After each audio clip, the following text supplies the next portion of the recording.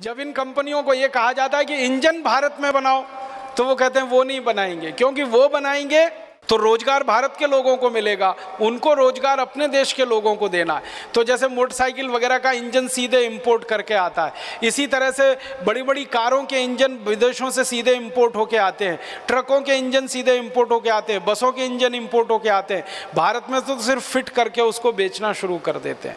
तो टेक्नोलॉजी में कुछ 10% हिस्सा है जहाँ पर वो कोलैबोरेशन में काम करते हैं, लेकिन वहाँ भी वो टेक्नोलॉजी ट्रांसफ़र नहीं करते हैं, अपने देश से बनी बनाई मशीनें लाकर भारत में फिट करके बेचते।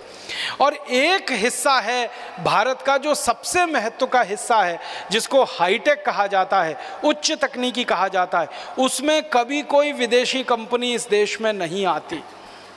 मैं आपको नाम लेके बताऊं, सैटेलाइट बनाना हाई टेक्नोलॉजी का काम है, बहुत कठिन टेक्नोलॉजी होती है, बहुत क्लिष्ट टेक्नोलॉजी होती है, बहुत कॉम्प्लिकेटेड होती है। सैटेलाइट बनाना आसान काम नहीं है, लेकिन सैटेलाइट बनाने के लिए आज तक इस देश में कोई विदेशी कंपनी नहीं आई।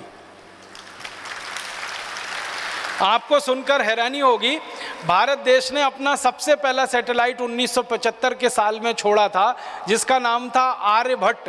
तो आर्यभट्ट 1975 में हमने अंतरिक्ष में छोड़ा, और उसके बाद हमारे 20 सैटेलाइट अंतरिक्ष में गए हैं, और अभी लेटेस्ट हम तो दूसरे देशों के सैटेलाइट भी अंतरिक्ष में छोड़ने लगे हैं। इतनी तकनीकी का विकास इस देश में हुआ है, ये संपूर्ण स्वदेशी पद्धति से हुआ है, स्वदेशी के सिद्धांत पर हुआ है और स्वदेशी आंदोलन की भावना के आधार पर हुआ है। इसमें वैज्ञानिकों ने काम किया है, वो स्वदेशी, इसमें जो तकनीकी इस्तेमाल हुई है वो स्वदेशी, इसमें जो कच्चा माल इस्तेमाल हुआ है वो स्वदेशी, इसमें जो टेक्नीशियन लगे हैं, जो मैकेनिक लोग लगे हैं, वो सब स्वदेशी।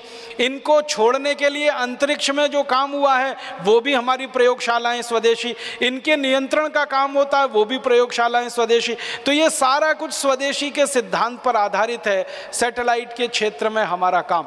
और आपको मालूम है, अब सैटेलाइट छोड़ने के क्षेत्र में भारत अमेरिका, चीन, फ्रांस, ब्रिटेन के बाद 5वें नंबर का देश हो गया है। एक ज़माने में ये देश हमको चिढ़ाया करते थे कि भारत का सैटेलाइट अपने देश में से छोड़ने की अनुमति नहीं देते थे। बहुत बार ऐसा होता था कि हम सैटेलाइट बनाते थे, दूसरे देशों से छोड़ने के लिए जाते थे, लेकिन वो नहीं मानते थे। अब तो हमने अपने देश में ऐसे स्टेशन विकसित किए हैं। श्री हरिकोटा ऐसा ही इस देश का बड़ा विशेष केंद्र है, जहाँ से हम अंतरिक्ष में रॉकेट छोड़ते हैं, सैटेलाइट लेके जाते हैं, और दूसरे देशों के सैटेलाइट भी हमारे रॉकेट लॉन्चर से हम छोड़कर आते हैं। इतनी तरक्की और इतना विकास इस देश में हुआ पिछले 30 वर्ष में, तो सिर्फ स्वदेशी की ताकत और स्वदेशी के सिद्धांत पर हुआ है। एक और उदाहरण देता हूँ, मिसाइल बनाने की जो टेक्नोलॉजी है ये संपूर्ण स्वदेशी है, भारत में विकसित हुई है। आज से 30 साल पहले भारत के पास कोई मिसाइल नहीं थी अपनी, हम विदेशी मिसाइलों पर निर्भर थे। या तो रूस की मिसाइल हमें मिले या अमेरिका हमको दे। लेकिन 30 साल से इस देश के वैज्ञानिकों ने, विशेष रूप से DRDO के वैज्ञानिकों ने रात दिन मेहनत और परिश्रम करके मिसाइल बनाने की स्वदेशी तकनीकी विकसित की। हमने 100 किलोमीटर की मार करने वाली मिसाइल बनाई, फिर 200 की, फिर 500 की, फिर 1000 की, फिर 1500 की, अभी 2000 की, अभी 2500 की, और अब 5000 किलोमीटर की मार करने वाली मिसाइल इस देश में विकसित हो गई। और जिन वैज्ञानिकों ने ये पराक्रम किया है, जिन वैज्ञानिकों ने ये परिश्रम किया है, वो सारे वैज्ञानिक बधाई के पात्र हैं। उनका हम सबको बहुत सम्मान करना चाहिए कि विदेशों से बिना एक पैसे की तकनीकी लिए हुए संपूर्ण स्वदेशी और भारतीय तकनीकी पद्धति से उन्होंने मिसाइलें बनाकर दुनिया के सामने एक आदर्श प्रस्तुत किया।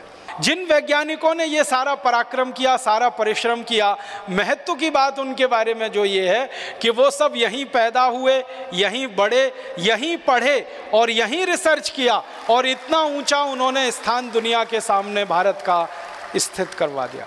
आप जानते हैं डॉक्टर APJ अब्दुल कलाम हमारे देश के मिसाइल का जो प्रोजेक्ट चला उसके पितामह माने जाते हैं।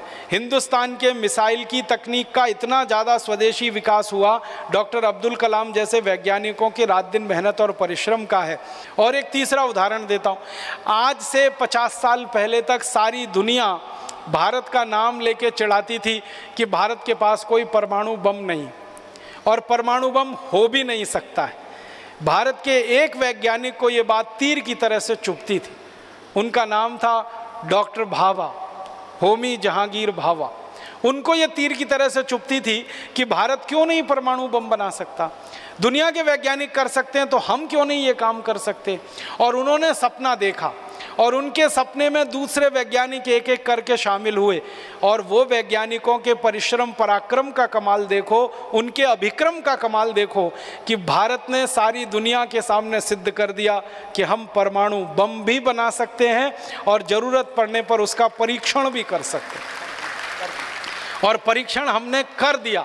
आप जानते हैं सबसे पहला परीक्षण 1974 में किया श्रीमती गांधी के समय में, और उसके बाद 3 परीक्षण उसके बाद हमने किए और हमने ये परमाणु परीक्षण करके सिद्ध कर दिया कि अमेरिका या फिर फ्रांस या तो फिर ब्रिटेन या तो फिर रूस या तो फिर चीन जैसे देशों के पास जो परमाणु हथियार हो सकते हैं, वो भारत के देश के पास भी परमाणु हथियार हो सकते हैं।